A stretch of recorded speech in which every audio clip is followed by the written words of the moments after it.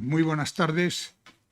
Sean bienvenidos al Ateneo de Santander, que hoy tiene una jornada, yo creo que muy interesante, dedicada de alguna manera al gran poeta Baudelaire, Charles Baudelaire, poeta francés que marcó un antes y un después en la poesía occidental.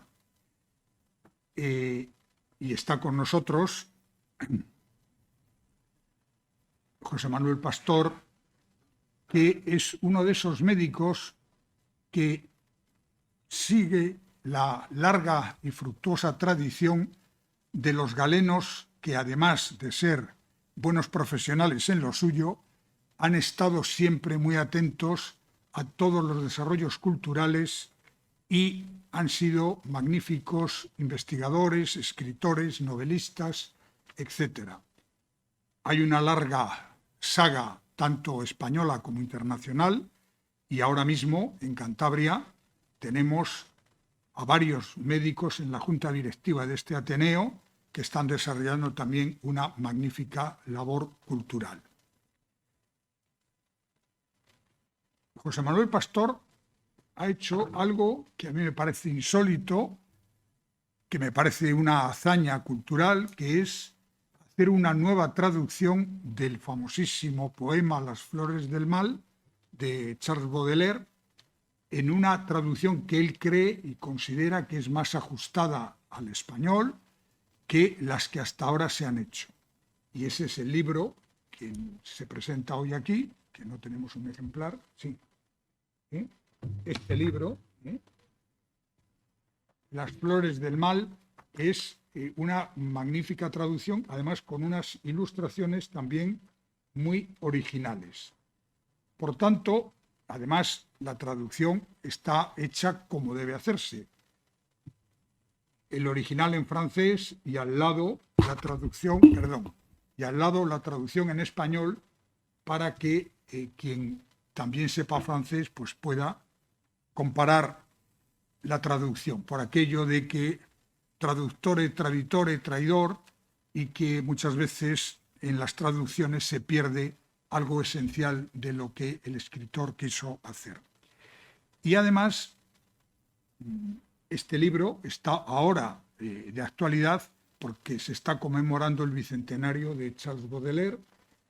Si no me equivoco, fue ya el año pasado, pero bueno, estamos todavía dentro de lo que se considera el momento de los homenajes y los recuerdos, y por tanto creo que es muy importante. Pero José Manuel Pastor tiene una magnífica trayectoria como investigador, como articulista y como escritor.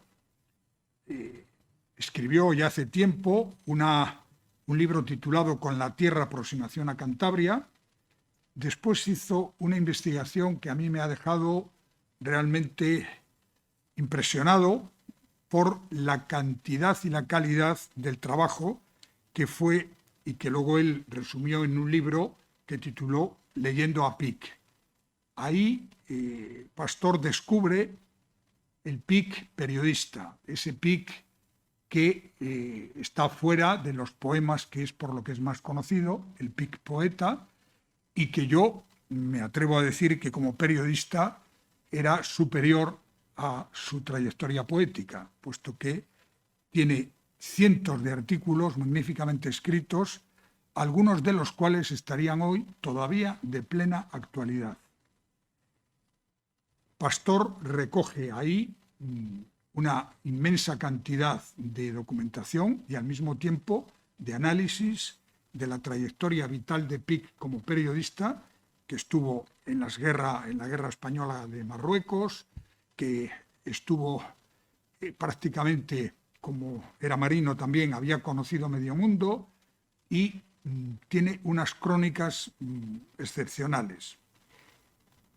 Luego nos trae aquí esta traducción de Las flores del mal y les anuncio que el próximo viernes, si el COVID lo permite, ahora antes se decía Dios mediante, ahora COVID mediante, va a presentar aquí un libro que a mí me parece no solo excepcional, sino fundamental. Lo ha titulado La entidad de Cantabria. Y es una historia de nuestra región desde la prehistoria con los primeros moradores en las cuevas hasta prácticamente la actualidad, hasta, por supuesto, la autonomía que ahora se conmemora 40 años de su implantación en la antigua provincia de Santander, hasta nuestras fechas. Un libro que yo les recomiendo porque es una historia que se ha podado de todo tipo de artificios, se han quitado todas esas adherencias ideológicas que muchas veces desvían el relato histórico y que es monumental. Me parece que es un libro muy importante. Yo les invito a que el próximo viernes nos acompañen aquí otra vez con el doctor Pastor para hablar de ese otro libro. Pero hoy estamos aquí con Baudelaire. Bueno, al doctor Pastor ustedes le conocen, es médico, ha tenido una larga trayectoria profesional en Cantabria, en Valdecilla concretamente. Además es periodista titulado, ha estudiado filosofía y por tanto es una persona que conjuga muy bien las ciencias con las letras. Y aquí hoy viene como hombre de letras, porque del COVID no le vamos a preguntar, sino de Baudelaire y de la traducción de su gran poema Las flores del mal. Y yo ya sin más les voy a dejar, lógicamente, con la persona importante hoy aquí, que es José Manuel Pastor, y eso sí, saludar desde aquí a las personas que no nos acompañan físicamente en el salón de actos, pero que nos están viendo a través de la transmisión en directo por streaming, que además quedará grabada y que ustedes podrán consultar cuando quieran a partir del próximo lunes ya en la página web del Ateneo de Santander. Y ya sin más, José Manuel.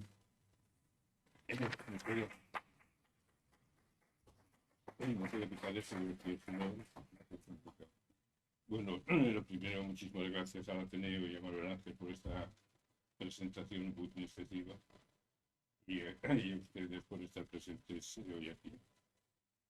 Y luego... Vale. Y luego yo creo que tengo que empezar por una explicación de por qué estoy aquí, aunque Manuel Ángel ya lo ha dicho, y es porque, bueno, pues he traducido... yo no soy literato ni teórico de la literatura, pero bueno, pues tengo afición, ¿no? Entonces, el porqué de meterme en la traducción de este libro, que nadie me había pedido, por supuesto, pues empieza cuando hace tiempo, leyendo una antología que se titula 1000 años de poesía europea, que preparó Francisco Rico, que es un gran filólogo, como conocen. Ahí procuró seleccionar las mejores traducciones al castellano de todos los poemas que él había seleccionado. Y al final del libro, como una especie de ejercicio literario, traslada 10 versiones al castellano de un poema en concreto para ver lo que va de un traductor a otro, de un poema en concreto que era uno de Baudelaire, que es El Albatros. Yo leí aquello, no me entusiasmó y entonces, pues como un juego, pues me empecé a traducirlo, pues sin querer, y pues me fui cogiendo gusto al asunto y bueno, pues tengo cierta afición por ello y sin ninguna pretensión especial, pero al final terminé traduciendo todo el libro. Luego encontré un editor que fue Tantín, y Tantín pues preparó este libro con un prólogo muy bueno de una filóloga también, que es Ana Díez Tamargo, y luego el libro tiene 15 o 16 ilustraciones de otros tantos poemas hechos por Roberto Orallo, que evidentemente pues mejora mucho la edición. Les voy a pedir disculpas porque voy a leer mi intervención, ya sé que no es muy bonito, pero en fin. Y entonces mi intervención va a consistir primero en una aproximación a Baudelaire, a su biografía y a su personalidad y esto, y a su posición en la historia de la literatura universal.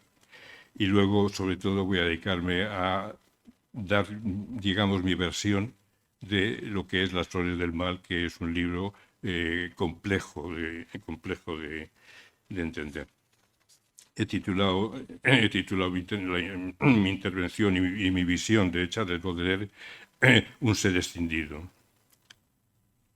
Baudelaire nació en París en abril de 1821, hijo de un padre sexagenario que murió 6 años después, dejándole una discreta herencia. Su madre, Caroline Dufay, que había vivido en Londres y enseñó inglés a su hijo, tenía algo más de 30 años por entonces y poco después volvió a casarse con un comandante de unos 40 años que se llamaba Jacques Soupic. Los ascensos de este hasta el Estado Mayor le facilitaron una notable carrera militar, así como diplomática. Fue embajador en Turquía y en España, y finalmente política como senador del Imperio en tiempos de Napoleón III.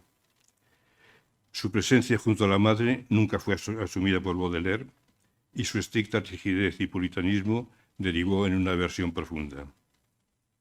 Siguiendo sus sucesivos destinos, Baudelaire hizo estudios de bachiller en colegios de Lyon y París, que concluyeron en 1839, y luego el año siguiente se matriculó en Derecho.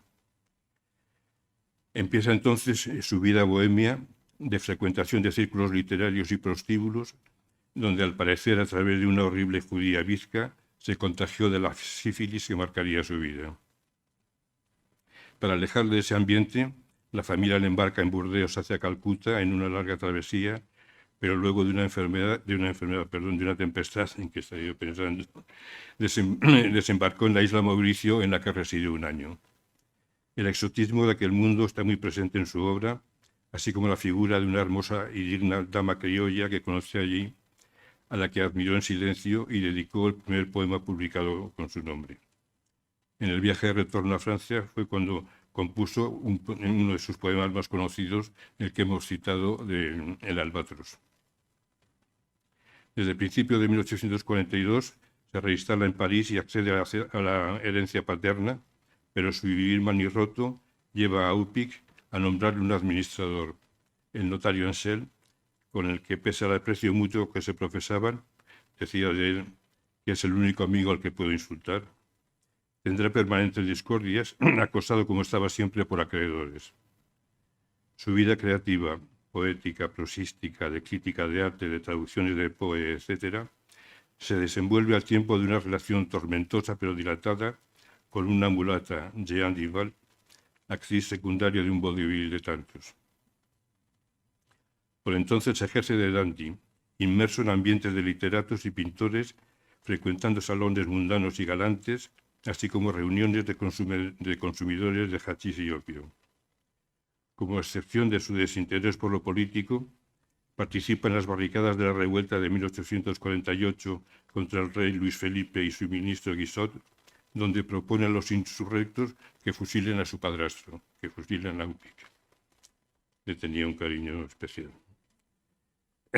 Apenas sale de París, si no es para algunas estancias en Honfleur junto a su madre, cuando ésta ya había enviudado de Upic, y para su desplazamiento a Bélgica en 1864, donde todo le es adverso.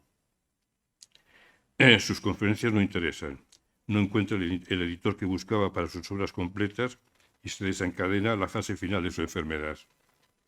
Afásico y hemipléjico, es hospitalizado allí, donde acuden su madre y el notario Ansel, que le trasladan a un hospital de París, donde muere en brazos de Caroline en octubre de 1877. Bueno, si esto puede ser, perdón, pero...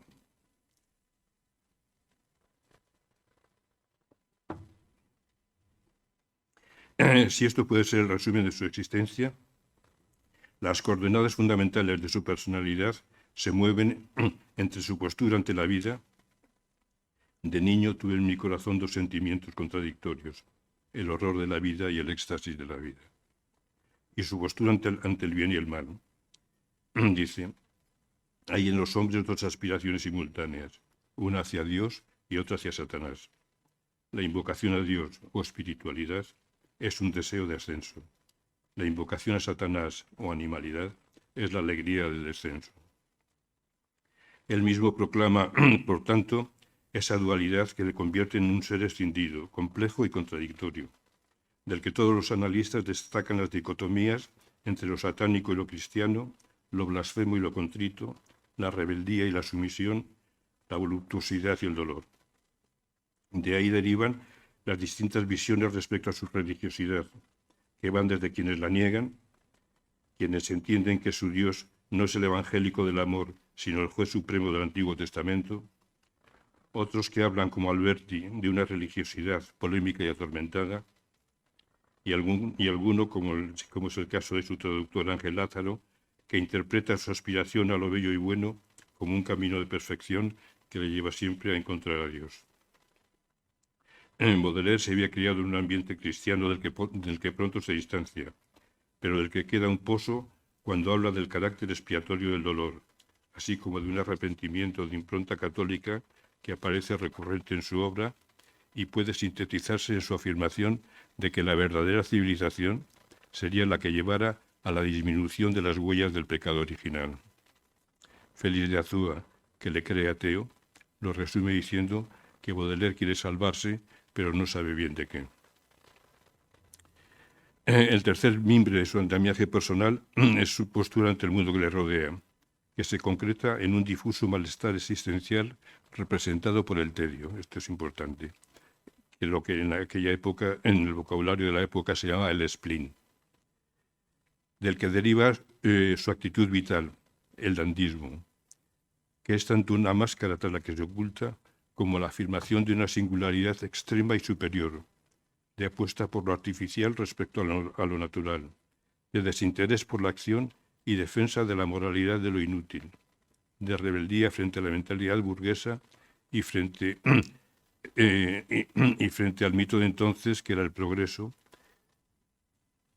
al que con expresión muy acerada, desde luego, define como una idea grotesca que ha florecido en el suelo de la fatuidad moderna.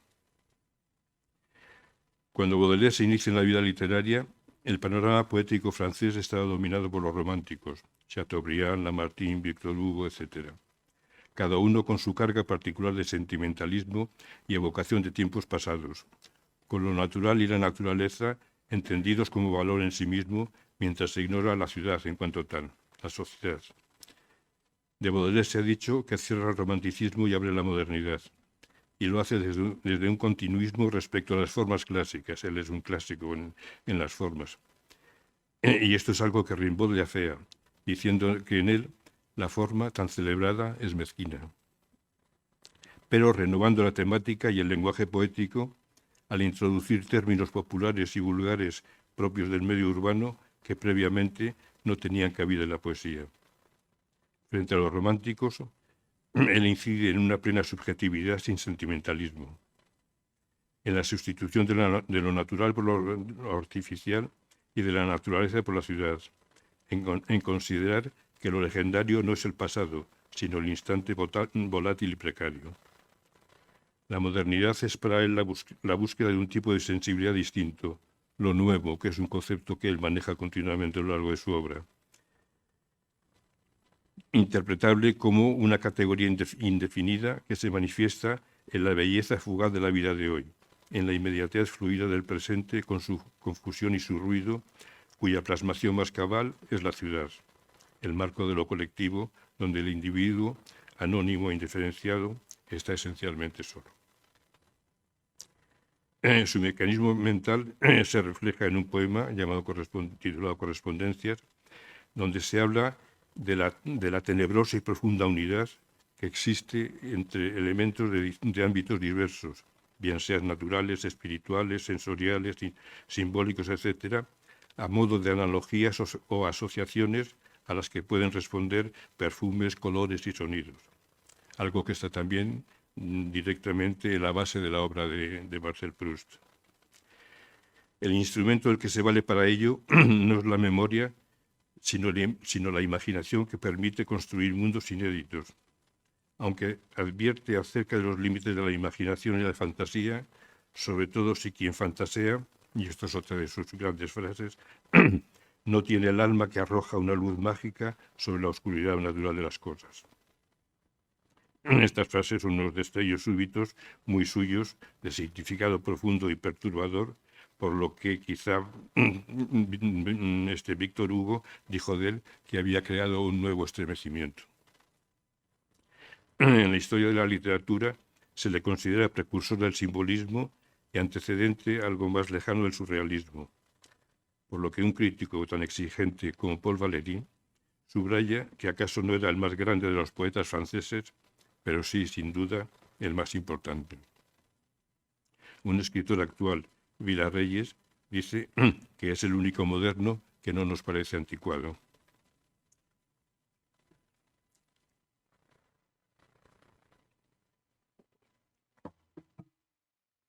Bueno, y vamos ya con las flores del mal.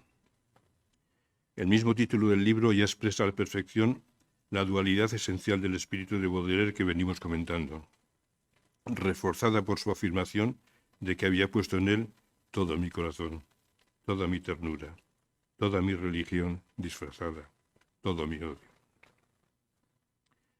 La primera edición, compuesta por 100 poemas, apareció en 1857 y debido a la denuncia de un periódico, Le Figaro, fue sometido a un juicio que, por considerarlo un ultraje a la moral pública y a las buenas costumbres, determinó secuestrar la edición, multar a la editor y al autor con una cantidad apreciable y, sobre todo, prohibir a futuro la reproducción de 6 de los poemas. Una prohibición que se ha mantenido hasta 1949. En 1861 apareció una segunda edición sin los 6 poemas condenados, pero con otros 35 nuevos compuestos en ese intervalo. Y es esta segunda edición, con los poemas condenados, la que se considera la edición definitiva de Las flores del mal, porque luego ha habido otras aproximaciones. Dos aspectos relevantes a tener en cuenta cuando se enfrenta uno a Las flores del mal son, primero, la reiterada petición de Baudelaire de que el libro no fuera contemplado como una mera recopilación de poemas, sino como una obra unitaria, con principio y final, y que sólo desde esa visión de conjunto debiera ser juzgado y se podía advertir su gran moralidad, por estar lleno del horror del mal. El segundo aspecto es el cuidado que puso en su ordenación interna, en la que los poemas alcanzaban su sentido. Cuál sea ese sentido general de la obra, ha dado lugar a numerosas lecturas e interpretaciones, más o menos alambicadas o especulativas, y algunas, desde luego, muchísimo. No es esta la ocasión para incidir en ello, ni yo la persona adecuada para hacerlo, por lo que solo añadiré que las dos claves más empleadas para fijar su significado son las que lo entienden como una reflexión sobre la rebeldía, o más a menudo como su postura ante el spleen, a modo de hilo argumental que se desarrolla a lo largo del libro. Otros analistas, aceptando la congruencia de su arquitectura, aun con excepciones, dudan que se le pueda atribuir un significado general. En cualquier caso, el libro no puede leerse buscando en los poemas un significado exacto dentro de un todo coherente, ni por supuesto como autobiográfico, aunque haya mucho de él. Cada poema se justifica como poema sin más, y es lo excelente de la mayoría de ellos lo que hace tan sugestivo e importante el libro. Como señala Félix de Azúa, es el lector por sí mismo quien debe descubrir un orden que le es propio. Y es precisamente al lector como destinatario y cómplice a quien Baudelaire se dirige en la introducción, en la que, tras invocar a Satán, traza un panorama sombrío de la condición humana, cuyo exponente más definitorio para él es el tedio. En sus ojos, un llanto que es vano mientras sueña cadalso sumando en narguil. Tú conoces, lector, a ese monstruo sutil, hipócrita lector, mi parejo, mi hermano. Tras la introducción, el libro se divide en 6 secciones que empiezan en el ideal y desembocan en la muerte como posible matriz de lo nuevo.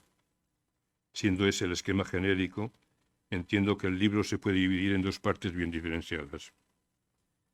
La primera parte son las 2 secciones iniciales, donde establece el escenario global con la sucesión o alternancia de distintos estados de ánimo entre la exaltación y la decepción, que son la base del desencanto que se manifiesta como tedio o spleen. La segunda parte son las otras 4 secciones con las diferentes reacciones ante ello. En la primera sección, que ocupa 2/3 del texto, es spleen e ideal. En síntesis, la exaltación del ideal tiene siempre el reverso de su fracaso, lo que conduce a la atonía vital que significa el spleen. Esto es el resumen de esta sección, digamos. La aproximación al ideal sería por medio del arte, la belleza y el amor. En el arte, la primera referencia es el poeta, al que caracteriza idealmente de varias maneras: señor de las nubes, alondra al sol, un ser que juega con el viento y charla con las nubes y comprende el habla de las flores y las cosas sin voz. Pero a este ser ideal, su madre reniega de él, diciendo: maldita sea la noche en placer pasajera en la que mi vientre concibió mi expiar. Su mujer le desprecia, los que quisiera amar le escupen y se burlan de él los gavieros que abaten su vuelo en el albatros. La otra referencia son los artistas, en particular los pintores. Aunque no vamos a entrar en esta faceta, a Baudelaire se le considera el iniciador de la moderna crítica de arte. Sus primeros textos publicados fueron sobre los salones de pintura celebrados en París en 1845 y 1846, y tuvo una relación muy estrecha con algunos artistas notables como Delacroix, Manet y otros. En el poema Los faros alude a 7 pintores, desde Miguel Ángel a Watteau, a los que define en versos sintéticos y básicamente sombríos. Un ejemplo sería Goya, pesadilla de 1000 cosas confusas, de fetos que se cuecen en pleno sabbat, de viejas ante espejos y niñas desnudas que se ajustan las medias tentando a Satán. Si bien en la estrofa final del poema se dirige supuestamente a Dios, diciéndole que ellos son la prueba más clara que podríamos dar de nuestra dignidad, este ardiente llanto que los tiempos traspasa y muere en el borde de vuestra eternidad.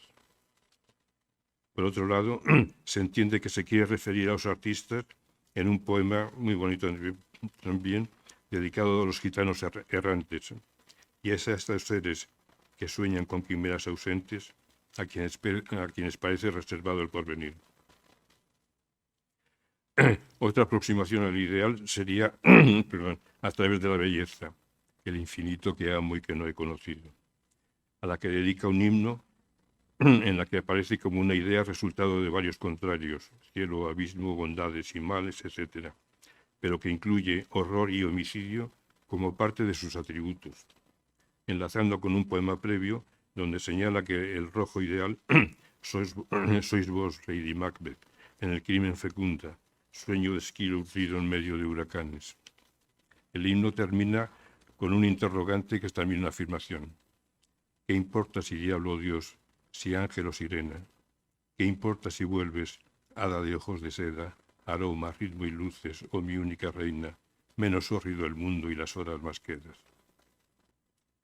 En 2 poemas anteriores había presentado la belleza como un sueño de piedra, fría y distante, y también como una estatua femenina de apariencia elegante, fuerte y sensual, pero que al aproximarse a ella mostraba una faz atroz y engañosa.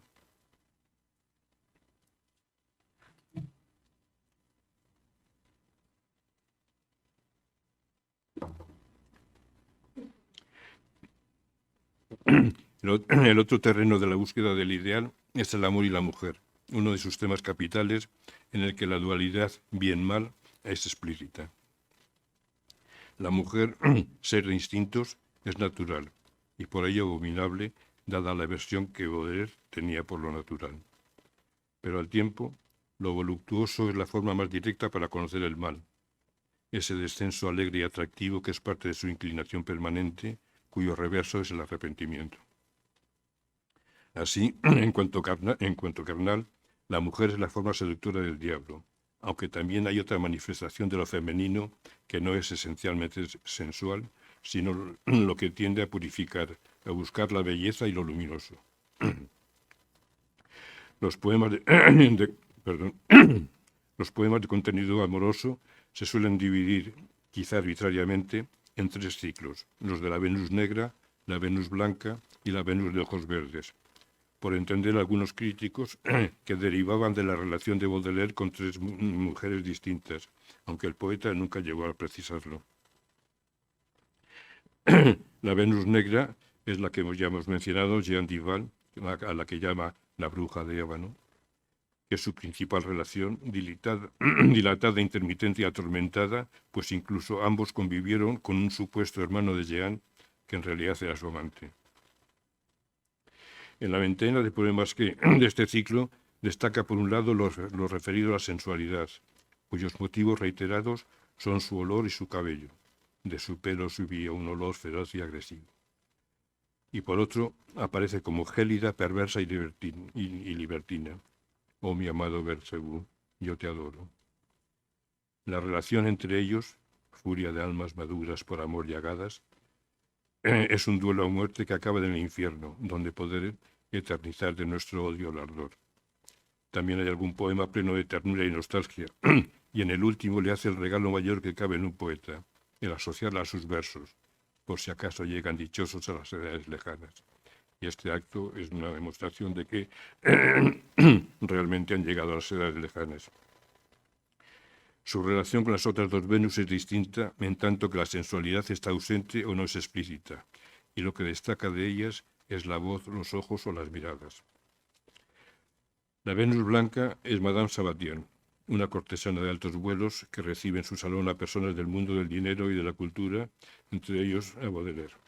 Este la envía poemas de manera anónima, y cuando ella lo descubre se le ofrece, pero en un episodio no bien aclarado, el posible encuentro erótico no cuaja. Aparte de otros poemas elogiosos de su figura y de cómo le inclina a lo bello, la caracteriza como un ángel lleno de gozo, de belleza y de bondad. Aparentemente, es ella misma quien responde en otro poema, bajándole a la tierra y confesándole lo que es su verdad prosaica. Lo suyo es un oficio, y el amor y la belleza son efímeros. Qué necio es alzar sobre el corazón cosa cierta, dice. La otra Venus, la Venus de ojos verdes, es Marie Brun, una bailarina, amante de un amigo suyo, sin mayor relieve que su belleza. Tras el elogio a su belleza y juventud, que le hacen evocar un bajel bello en proa a la mar, e imaginar un viaje juntos a un lugar exótico donde amarnos a placer y después perecer, intercala poemas que reflejan la crueldad de su verdosa mirada, aunque agradece sus caricias que le alivian de desgarros anteriores debidos a la garra feroz de la mujer bellisa.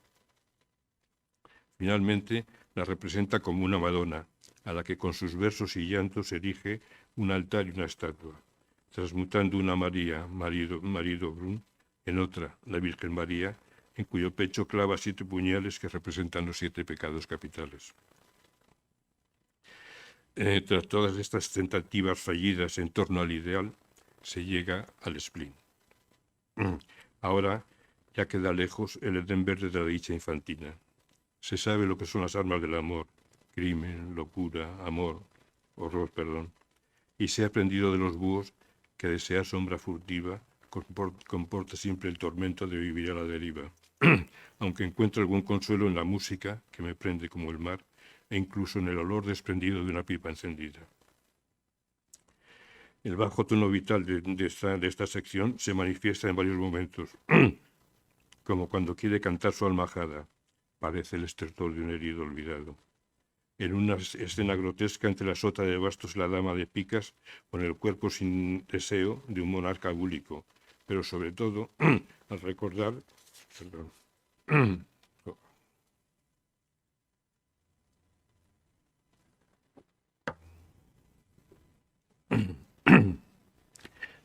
pero sobre todo al recordar sus muertos amados.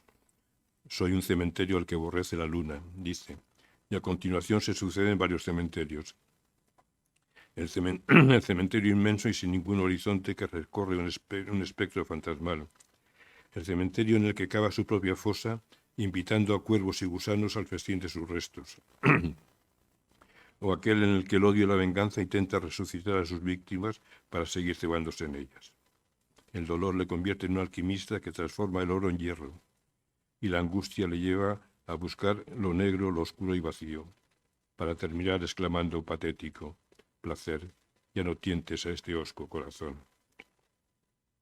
En el último poema de la sección, un reloj sigue impávido su marcha y le recuerda que el tiempo es tenaz jugador de apuesta, que gana siempre, sin truco ni trampa, es la ley. En tanto que el día merma, la noche acrecienta y se acerca la hora en que le digan: tu tiempo ha pasado. Bueno, aquí termina la sección de Espina Ideal y empieza la segunda, que se llama Cuadros parisinos. Como opuesta a la ciudad, París, la ciudad, es como opuesta a la naturaleza, perdón. Como opuesta a la naturaleza, París, la ciudad, es el refugio mejor de Baudelaire y su tratamiento poético una de las innovaciones que introduce en la poesía de la época. Su estructura es en cierto sentido continuidad de Espina Ideal, en tanto que empieza con el poeta radiante en su empeño y termina sumido en nubarrones sombríos. En los dos primeros poemas optimistas, el poeta contempla la ciudad situada en su alta mansarda, desde la que pretende alzar sus palacios de ensueño, y recorre la ciudad olfateando por doquier el azar de la rima y topando a veces los versos que tanto soñé, en tanto que el sol hace brotar en los campos versos como rosas. Es decir, es un momento optimista como ve la situación.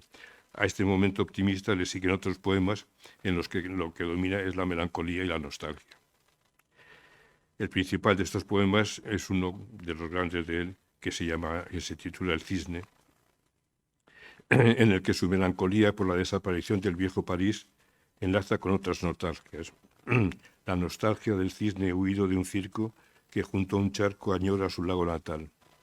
La nostalgia de la negra tísica que busca cocoteros en el fango. O la nostalgia de la mitológica Andrómaca, viuda de Héctor, ahí, y mujer hoy de Heleno.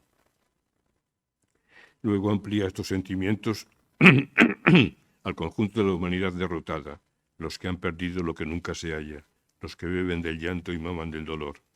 Para terminar diciendo: así, en los bosques en que mi espíritu se aísla, un recuerdo suena como un triste canto.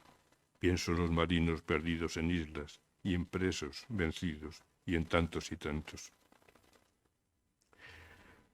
Otros poemas tienen como escenario las calles de París, donde encuentra seres desplazados por la vida que le inspiran ternura, como por ejemplo la mendiga pelirroja, deseada antaño por los grandes señores, que solo conserva su magra desnudez.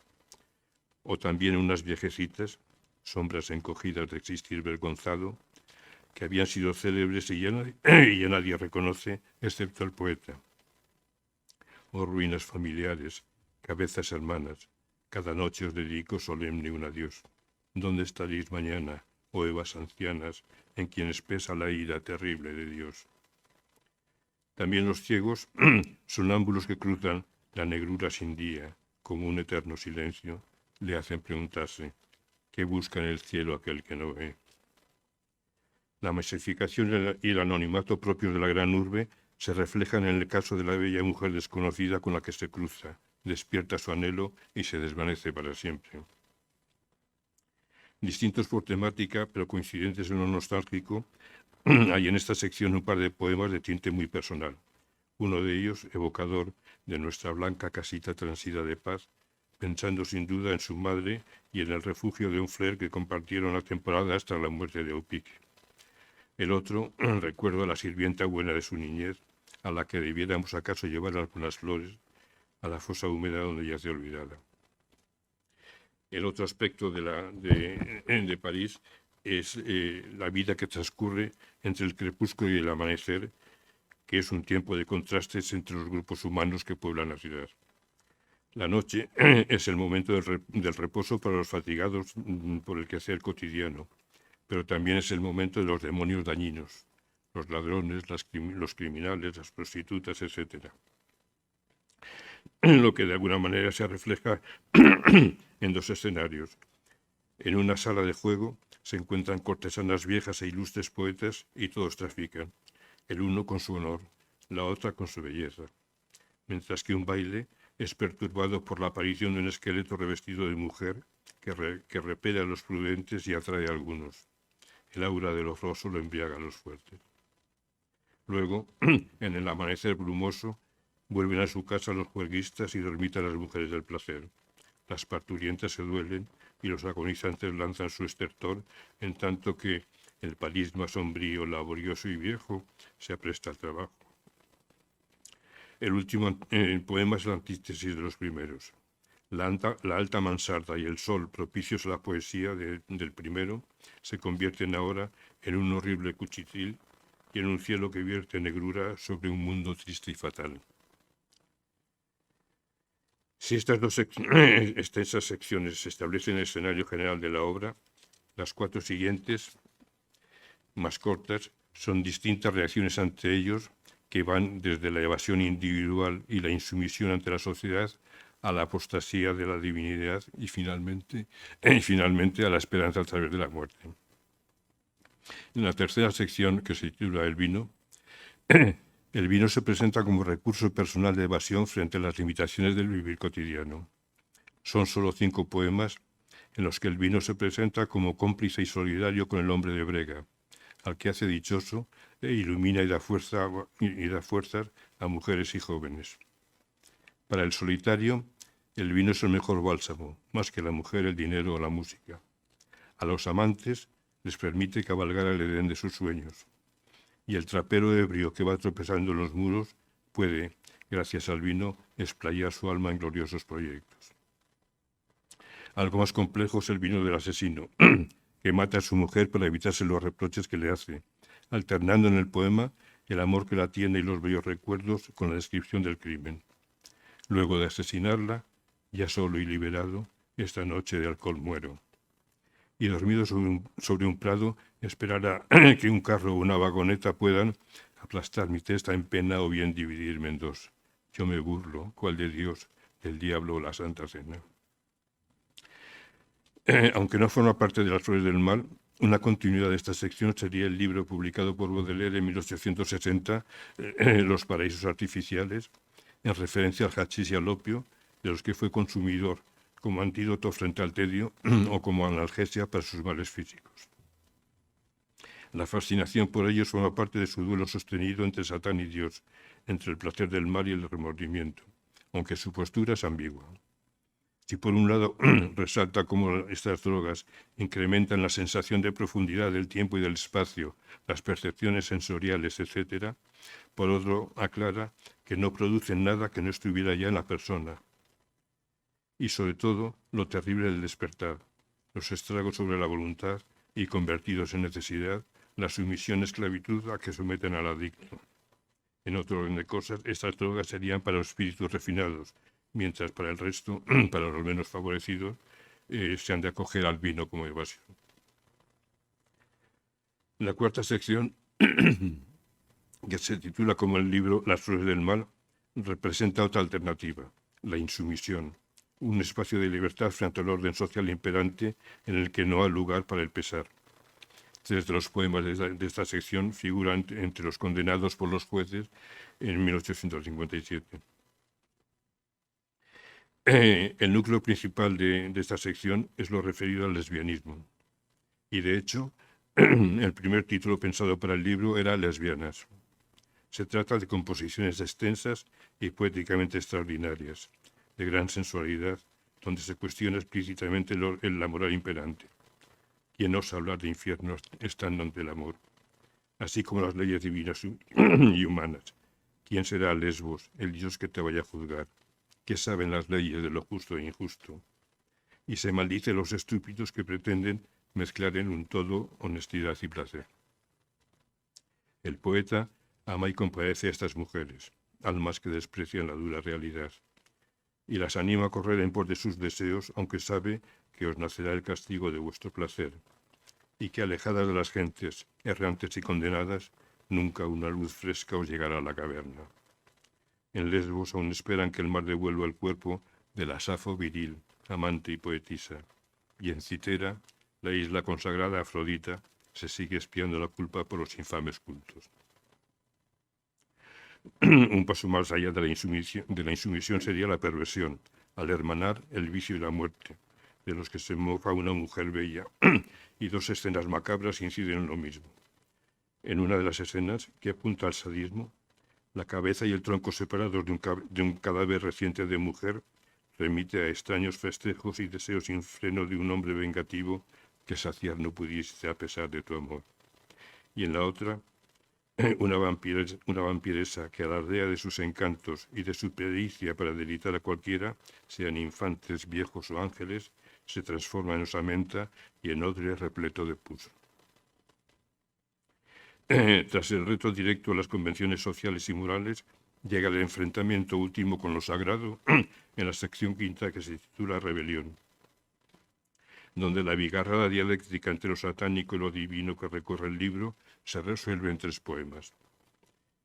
En el primero, aplaude que San Pedro niegue a Jesús, a quien presenta en estrofas de cierta ternura, quizá arrepentido o pesaroso de los ideales que le movieron, por los que había soportado humillaciones y sufría el tormento final, mientras los cielos, indiferentes a todo, se complacían con el llanto de mártires y de justiciados. En el siguiente poema contrapone la raza de Abel, favorecida en todo y grata a los serafines, con la raza de Caín, abandonada a su suerte, arrastrándose entre fríos y hambre y sin más esperanza que subir al cielo y expulsar de allí a Dios. Finalmente, en las letanías de Satán, de los ángeles el más bello y sabio, le solicita se apiade de su miseria, y tras reconocerle como guía y ayuda de los humanos, le dedica una plegaria con el deseo de un día poder recostarse junto a él bajo el árbol de la ciencia. La 6ª sección es el final del recorrido, la muerte. Para los amantes es un destello de luz cargado de dioses, pero a quienes más tarde un ángel reanimará entreabriendo las puertas, se entiende que las del paraíso. Pero para el resto, la muerte es fundamentalmente esperanza. Esperanza de descanso y comida en el negro horizonte de los pobres desnudos y rotos. Esperanza para los artistas inseguros de su arte de que se abran las flores cerradas de su mente. Y para los poetas henchidos de endechas, esperanza de hallar reposo en refrescantes tinieblas. La sección y el libro concluyen con El viaje, uno de sus mejores poemas. El viaje, visto desde fuera como aventura, para la mayoría es huida de algo, ya que solo por parten viajeros de verdad, una frase que se utiliza mucho, y para todos es curiosidad y experiencia. Pero lo extraordinario que ven, paisajes, ricas urbes, palacios, gentes distintas, nunca alcanza el misterioso atractivo de aquello que el azar hacía con las nubes. Y todo lo demás es de sobra conocido. El triste teatro del eterno pecado, la mujer vil, el valor lascivo, verdugos, déspotas, etc., así como otras religiones, todas iguales en el fondo y los mismos reproches a Dios. Tal es de todo el mundo el relato cansino, del que solo exceptúa a unos pocos audaces que aman la demencia y escapan del rebaño que aprisca el destino, refugiando en el opio su clarividencia. El mundo, como en nuestra imagen, es un desierto de hastío en oasis de horror. Y el enemigo siempre el mismo, el tiempo. Y termina el poema. Muerte, oh vieja capitana, hay ya que zarpar. A sabiendas de que se zarpa hacia el abismo. Cielo o infierno, ¿qué importa? Al fondo de lo ignoto para hallar lo nuevo. La esperanza en la muerte vuelve a ser la clave, ahora como esperanza a su vez de hallar tras ella lo nuevo, su gran utopía. Para terminar, los apuntes que aproximan a Baudelaire, poetas nuestros. El primero es Solís Hidalgo, en una relación establecida por Julio Maruri cuando era carmelita, a propósito de algunos versos de Torlavega, de Hidalgo, como por ejemplo, sé que no estás, o yo no te canto porque una luz sombría has clavado en mi frente, en los que Hidalgo, como atenazado por una súbita desesperanza, impreca a Dios. Maruri considera que tanto él como Baudelaire no son ajenos a una tradición imprecatoria que se remonta a los grandes profetas de Israel. También Juan Antonio González Fuentes les asemeja en un plano distinto, relacionado con algunas de las características de la poesía moderna que inaugura el francés, como el vértigo existencial. Y el otro poeta al que ya explica, al que ya se ha referido Manuel Ángel como gran periodista, en su poemario ambientado en Bordeles titulado Ampa. Pic durante su juventud fue marino y anduvo por ahí pues, recorriendo determinados ambientes. En Ampa se habla de mujeres cocainómanas algunas, de caras esqueléticas en que sangran el carmín y rostros pintados como tristes payasos, así como de la vieja cocota que dormita sobre el mármol del café tras el último cliente, donde cualquier mañana la encontrarán muerta. No es difícil equipararlas a las viejas putas de fúnebre bajeza de algunas escenas de los cuadros parisinos.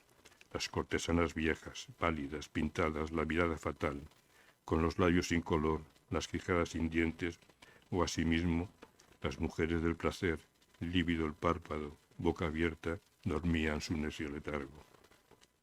José María Valverde, el gran filólogo, traductor y poeta, dijo de Baudelaire que es el más hondo moralista de la poesía francesa. Y Gerardo Diego, sobre Ampa, que es un libro moral, por no encubrir más lo humano, por mostrarlo en toda su crudeza. Recordemos que Baudelaire había dicho de su libro que, bien leído, era un libro moral por estar lleno del horror del mal. Quizá es la conclusión de todo esto. Muchas gracias.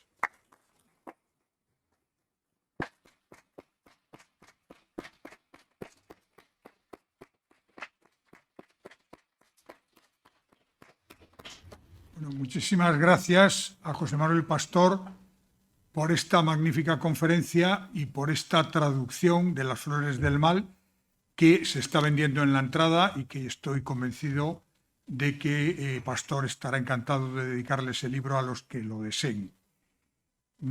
Mientras, podemos abrir un turno de preguntas. Quien quiera hacer alguna pregunta, por favor, que haga una seña y podrá hacerla desde el asiento. No podemos pasar los micrófonos por el problema del COVID. Sí, Federico.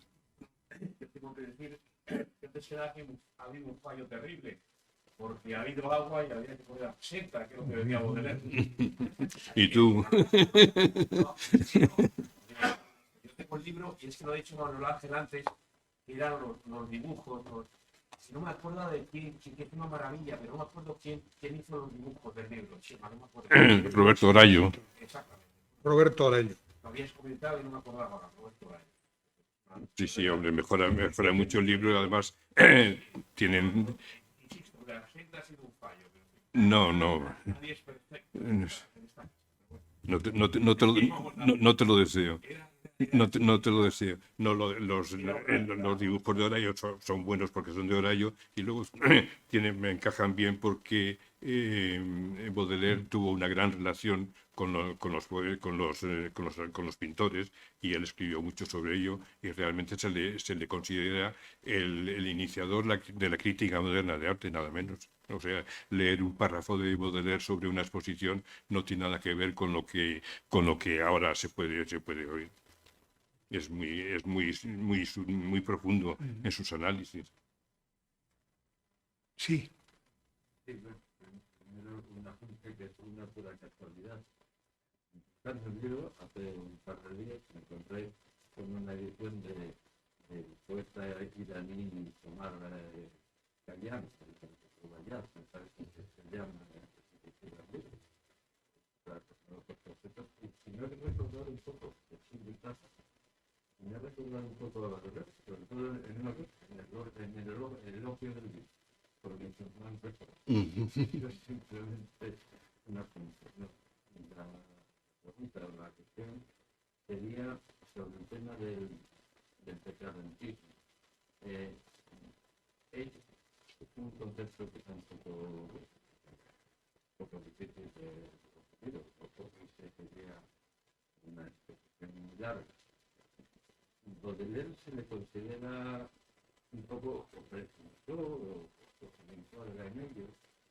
¿Cómo se puede hacer Baudelaire con la palabra decadentismo? Decadentismo, complicada, complicada porque Baudelaire, bueno, ya lo he dicho, que es sobre todo una persona con muchísimos contrastes, Entonces, él adopta una postura ante la vida que sí que se puede considerar como decadentismo, o sea, el dandismo que él ejecuta, que de la manera que él vive, es así porque es un decadente que, ya lo he dicho, pues elogia el ocio, y no es que desprecie el trabajo, pero bueno, quiero decir que él nunca hizo nunca tuvo ningún oficio sino era escritor, y desde luego luego él, por ejemplo, lo que se le considera en parte es bastante reaccionario, por ejemplo, en su rechazo al progreso de la época es muy claro, Entonces, él luego es un nostálgico del antiguo París, pues es una cosa así, entre todo eso que he dicho, pues eso se puede entender por decadentismo. Yo creo que en parte sí.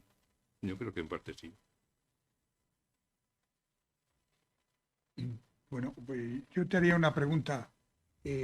Has hablado del spleen como un leitmotiv en la poesía y en la escritura de Baudelaire. En algún periódico parisino hubo una sección que era el spleen de París y que después Paco Umbral, en España, la adoptó como el spleen de Madrid. ¿Qué relación ves tú en esto entre Pues Umbral y Baudelaire? Entre Umbral y Baudelaire no lo había pensado nunca. Ahora me has dejado descolocar. Un poquitín en la pose. Yo creo, sí. Y un poquitín lo que él decía del decadentismo. Es un poquitín juego que yo creo que en buena medida es una pose. Por ejemplo, en Umbral yo estoy convencido de que es una pose. Umbral trabajaba mucho, que sí que escribía una columna diaria, escribía 3 columnas diarias. O 3 columnas diarias, con la calidad de lo que escribía y todo eso, pues eso es currante.